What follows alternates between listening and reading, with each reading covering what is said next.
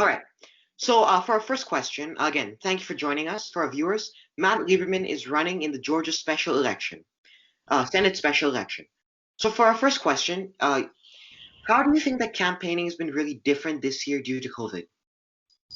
Yeah, it's been extremely different because usually a campaign involves campaigning, as you said, and there really has not been any or almost any conventional campaigning. It's been almost all through Zoom and other similar technologies, and it's a bit frustrating not to be able to actually communicate, interact personally with more people.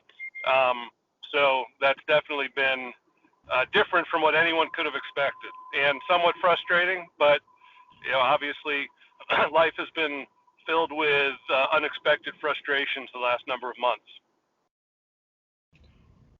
Do you feel like you've been better equipped with this change than your opponents, or the same? I think probably the same. Where in Georgia do you campaign, or how do you campaign virtually? Is there a specific area you're trying to focus on? It's really just we've been opportunistic. So wherever there are opportunities to connect with groups through Zoom or similar, or Skype, we've done that. And most often it has been a county Democratic committee meeting. They've continued to hold their regular meetings virtually rather than in person, and I think they often invite candidates as part of their program. So that's been most of it. And then there have been some forums and stuff like that. We have our first debate coming up in less than a week with Georgia Public Broadcasting and the Atlanta Press Club, and that will be via WebEx. So it's been a variety of stuff, but mostly Democratic county groups that we've been talking to. So, kind of talking on the topic of COVID, how do you feel like your state or the president has dealt with COVID? Yeah, so, I want to say first, I think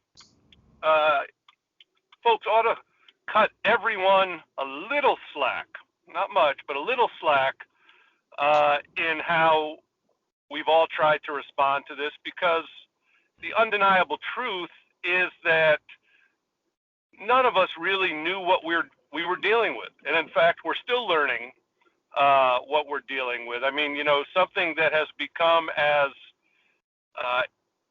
I would say, indisputably important as wearing masks, particularly indoors in gatherings with other people. The CDC didn't start recommending masks, for a couple months. So, we can't sort of Monday morning quarterback this and blame our leaders for everything, because we've been learning as we go. That said, I do feel the main flaw for Trump and here in Georgia also Brian Kemp and there's been no leadership. He's been, he changes what he says all the time. He has intentionally avoided sending strong signals from the federal government that the states can follow. He has intentionally left it to the states, which I see as a cop-out in this case, and sort of, I think, an effort to shift responsibility away from him, which is something that Trump is all about. And the other thing that both Trump and Democrats and Republicans in Congress are in the process of totally failing at is passing a second coronavirus relief package. The Congress barely overcame its ingrained hyperpartisan tendencies to pass the first coronavirus aid package, and apparently that was all we had a right to expect. And I think it's a reason that we need change. I think it's a reason we need term limits. I think folks are just too dug in their corners, locked into whatever power brokers tell them they have to say, and as a result, something as self-evident as for a second aid package doesn't happen, and that's a national disgrace. Do you think that a lot of these partisan discussions between Republicans and Democrats can be avoided, or do you think it's just part of the whole system? Well, it can be avoided, absolutely. It has it's at the most partisan it's ever been, and I think a big reason for that is that uh, each party is controlled right now, I would say, by the more extreme faction of the respective party. And what that does is it creates a huge looming element of fear for elected officials. And, I think the biggest corruption in Washington is not greed. It's not people looking for money. In my experience, people don't go to Washington to elected office to get rich. They go because they want to serve, and perhaps they like the idea of being in power. The corruption is the corruption of fear and really gutlessness. And an elected official knows the easiest way to create a world of trouble for himself or herself is to do something nowadays that the far left or far right doesn't like. And then you have a situation where someone like AOC or Donald Trump or whoever can literally tweet you into a primary that you might not win. And so the kind of Darwinian instinct of a politician now is to just stay quiet, stay with the pack, don't take the risk of trying to work with someone from the other party, because you've seen your colleagues labeled as turncoats for doing that, as traitors. And you've seen them get primaried by Democrats or Republicans further to the left or the right, and you don't want any part of that. You want to stay in office. So I think we need people who have the guts to find common ground, and there aren't enough of those. And one of the biggest reasons I'm running is to be one of those. Yeah, that definitely makes sense. I think that's important so that both sides of the aisle can work together. So going kind of back to COVID, how would you have dealt with this differently, and how would you deal with this differently if you were elected, talking about reopening and things like that? Yeah, well, again, I think I don't want a Monday morning quarterback too much, but we need leadership. We had no leadership. We needed a president who was not afraid to engage with the science, understand at any given point what the best counsel, best guidance, best leadership would have been for the country, and then exercise that leadership. That's one. Two, if I were there, I would be a part of the groups. There is a group in the House, not so much in the Senate, that's trying to drive our discussions about relief, COVID relief, to the middle where we can compromise. So that's two. Three, in terms of reopening, I would say that we got to stay reopened, and we know enough about coronavirus now that even if there's another flare-up, there really is not a good argument for totally shutting down.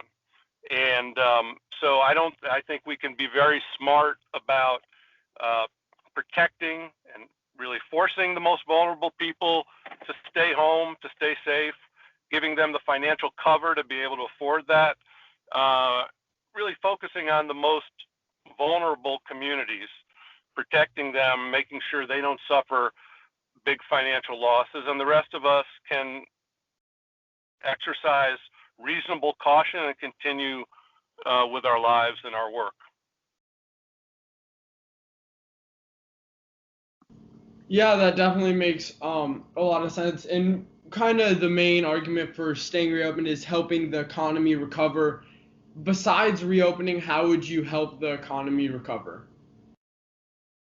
Well, we need to keep investing in this extraordinary way in the economy, and that part of it is pushing for a coronavirus relief package. Every economist that doesn't work in the White House for Donald Trump, and even some of those, everyone's saying we need the federal government to keep injecting money into the economy, to keep protecting individuals and small businesses and other businesses so that they stay alive. So that not only do we stay physically alive, but we need people and businesses as economic entities also to stay alive, because they're going to be necessary to drive the recovery out of this deep recession. We need people not just as people, we need them as economic engines, and businesses as economic engines to help drive us out of there. And the way we do that is by keeping them alive. And we do that by investing more and more in investing in them and giving them the aid that they need. So I would be 100% in favor of that.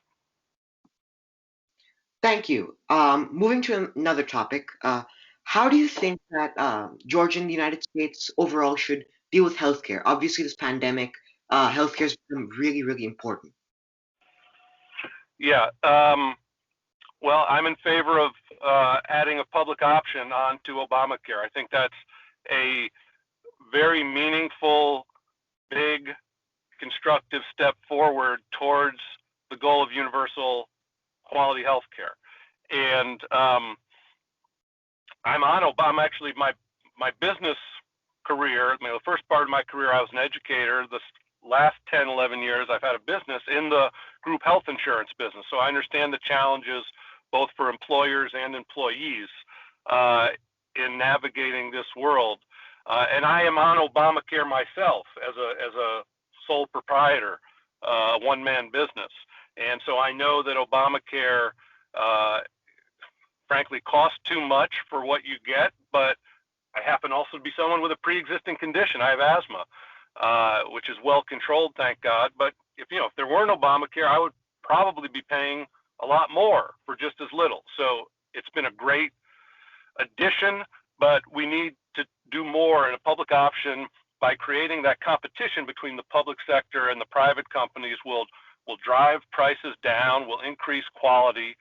And I think that'll be a big step. The other thing I'm in favor of is really federalizing our approach to Medicaid. So you don't have a situation where 14 of the 50 states, many of the poorest people aren't eligible for Medicaid because their governors decided not to expand Medicaid. It shouldn't be the case that someone in Georgia could end up dying for lack of treatment for something that, an 8-hour drive away, he or she could get treated for free. That's not the United States of America.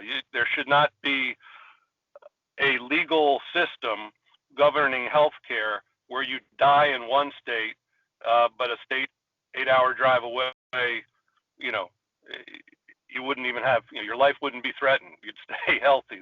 It's ridiculous and tragic. So that's something else I think we can do. Yeah, that definitely makes sense. If you were to get elected after COVID, what issues do you foresee Georgia possibly having in the future that you would have to deal with, and how would you deal with those? Yeah, well, there's a bunch. One, we need gun control. I'm in favor of universal background checks. I would never favor, confiscating guns. I think if you own a gun, that's your gun. It feels un-American to me for the government to take stuff away from people like that. But I would favor voluntary buybacks if someone feels that, they have more semi-automatic weapons or weapons of any sort than they need or want, and they would like to sell them back. I think that's a great way to get these weapons off the street and out of the hands of potential criminals. And that's something that could happen right away with any kind of leadership from the Senate or the president. That's why I think we need a Democrat-controlled Senate so we can get that leadership. So I think why we need Joe Biden as president. So gun control, absolutely. We need a new Voting Rights Act so that states like Georgia that have been Republican-controlled can't try to manipulate access to the ballot, which it's shocking to me the extent to which the Republicans here try to do that openly. We need to get serious about climate change. I feel that Democrats are 100% serious about it. That's another reason we need Democrats in there, because as we all know, the clock is ticking, and there is not much / hardly any time. We need to do something so that the rest of my life and a whole bunch more of your lives, we've got a planet that's hospitable to us because we've treated it the way that we need to treat it. And the list goes on and on.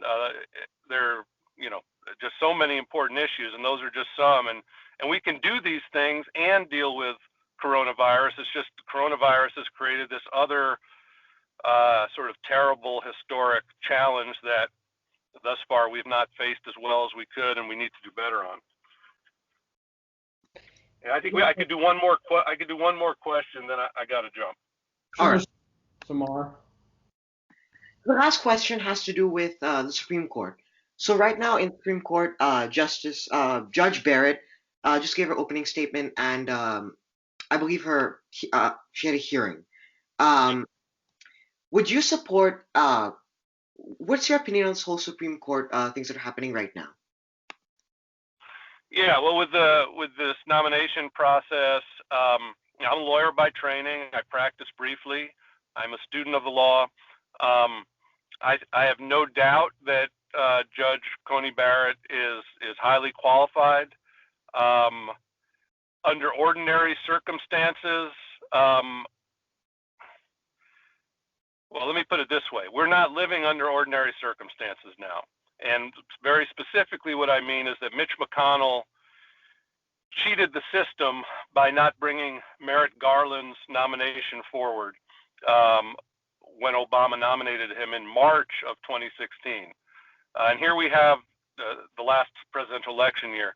Here we have this nomination, and rather than waiting, consistent with what he did with Judge Garland, McConnell and Trump, the Republicans, are trying to push this through as people are voting, as they're voting right now in this presidential election. And in effect, I feel he's trying to cheat the system twice. And for that reason alone, I would be overwhelmingly inclined, were I in the Senate, to vote against Judge Coney Barrett's nomination because we just can't allow this dirty pool. It's cheating. Really, McConnell is trying to cheat history, cheat the court, cheat the American people a second time, and that's nothing against Judge Coney Barrett, but I don't think we can allow it. Okay, thank you very much for your time. We really appreciate it. Thank you so much. All right, you bet. Good deal. Thanks. Yeah, good luck.